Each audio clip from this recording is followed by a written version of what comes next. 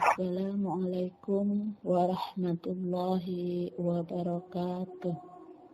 Apa kabar anak-anak yang soleh-soleha? Bagaimana kabar hari ini? Semoga kalian dalam keadaan sehat dan dalam lindungan Allah Subhanahu wa Ta'ala. Sebelum kita memulai pelajaran, marilah kita membaca doa terlebih dahulu. Bismillahirrahmanirrahim. Rabbi zidni ilma warzuqni fahma. Amin. Dalam video pembelajaran kali ini, kita akan mempelajari materi tentang mari melaksanakan sholat dengan submateri keutamaan sholat. Setelah mempelajari video pembelajaran ini, semoga kalian bisa memahami keutamaan sholat. Perhatikan gambar berikut. Pada gambar tersebut, ada seorang anak sedang merenung. Dia berpikir, mengapa ya kita harus sholat? Sholat merupakan kewajiban untuk umat muslim, baik muslim laki-laki maupun muslim perempuan. Orang yang sholat dengan ikhlas pastinya akan mendapatkan keutamaannya. Keutamaan disebut juga kelebihan daripada yang lain. Lalu, jika kita melaksanakan sholat, apa saja keutamaannya? Berikut adalah beberapa keutamaan sholat. Di antaranya adalah yang pertama, sholat termasuk rukun Islam yang kedua setelah syahadatain. Jika rukun Islam diibaratkan sebuah bangunan, maka sholat adalah tiangnya. Itu artinya, seorang yang melaksanakan sholat tentunya sudah berpartisipasi dalam menegakkan agama. Namun sebaliknya, jika seorang meninggalkan sholat, berarti dia telah merobohkan agama.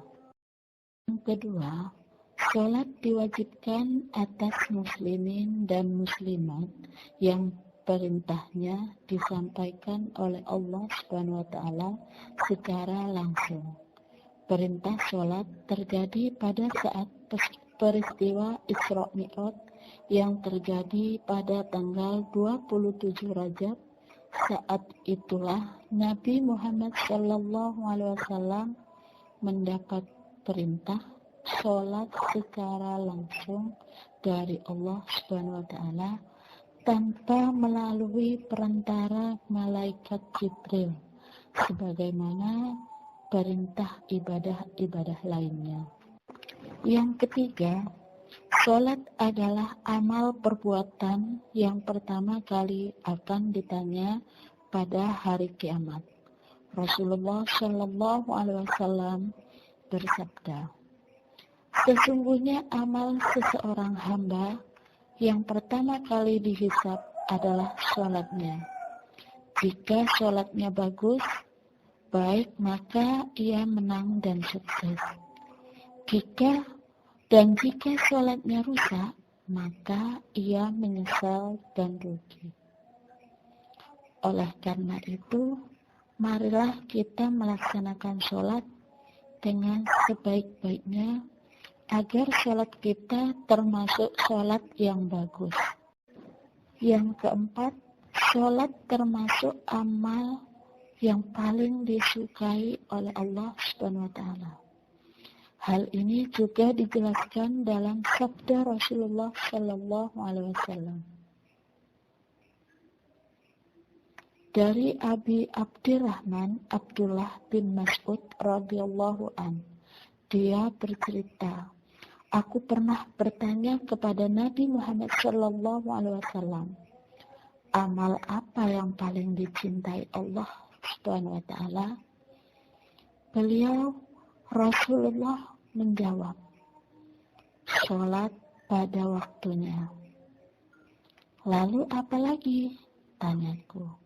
Beliau menjawab, berbakti kepada kedua orang tua. Kemudian apalagi? Tanya lebih lanjut, maka beliau menjawab, jihad di jalan Allah. Hadis riwayat Bukhari dan Muslim. Yang kelima, sholat dapat menghapus kesalahan dan menghilangkan keburukan. Rasulullah Shallallahu Alaihi Wasallam pernah bersabda kepada para sahabat dari Abu Hurairah radhiyallahu an, bahwasanya Rasulullah Shallallahu Alaihi Wasallam bersabda kepada sahabat, bagaimana pendapat kalian seandainya ada sebuah sungai di depan pintu rumah? Salah seorang dari kalian lalu dia mandi 5 kali setiap hari. Apa masih ada kotorannya? Mereka menjawab, tidak akan ada yang tersisa sedikit pun kotoran daripadanya. Lalu beliau bersabda, seperti itu pula dengan sholat 5 waktu.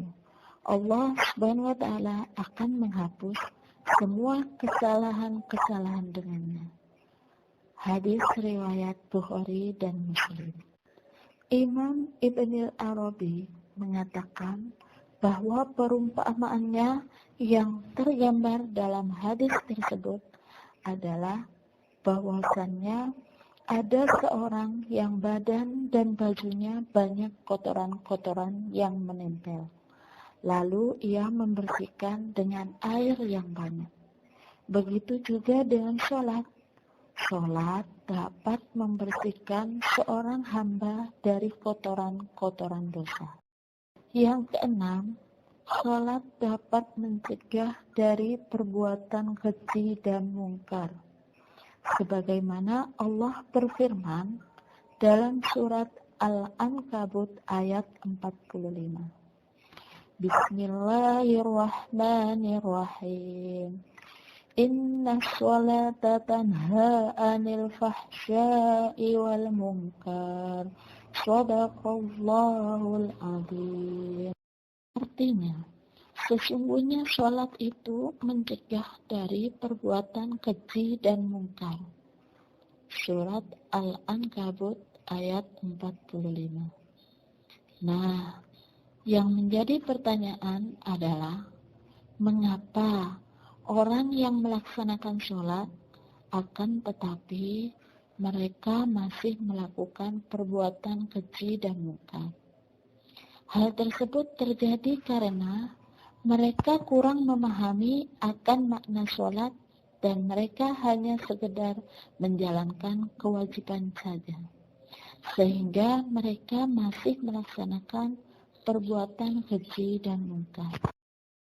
Yang ketujuh, orang yang khusyuk sholatnya akan mewarisi surga Firdaus.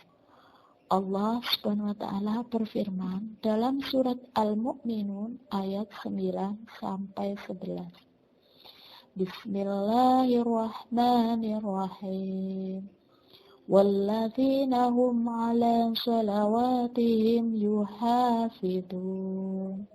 Ulaika humul warithun. Alladzina yarithuna firdausa hum fiha khalidun. Artinya, dan orang-orang yang memelihara sholat, mereka itulah orang yang akan mewarisi, yaitu yang akan mewarisi surga Firdaus. Mereka kekal di dalamnya. Yang kedelapan, sholat adalah sarana untuk mendapatkan pertolongan Allah Subhanahu wa Ta'ala. Sebagaimana yang disampaikan dalam firman-Nya surat Al-Baqarah ayat 153. Bismillahirrahmanirrahim. Ya ayyuhalladzina amanu ista'inu bis-sabri was-salah. Innallaha ma'as sabirin. Shadaqallahul azim. Artinya, wahai orang-orang yang beriman, mohonlah pertolongan kepada Allah dengan sabar dan sholat. Sungguh Allah beserta orang-orang yang sabar. Al-Baqarah ayat 153. Nah, itulah beberapa keutamaan sholat. Untuk mendapatkan keutamaan tersebut, marilah kita melaksanakan sholat dengan hati yang ikhlas. Anak-anak, demikianlah video pembelajaran ini. Semoga bermanfaat. Wassalamualaikum warahmatullahi wabarakatuh.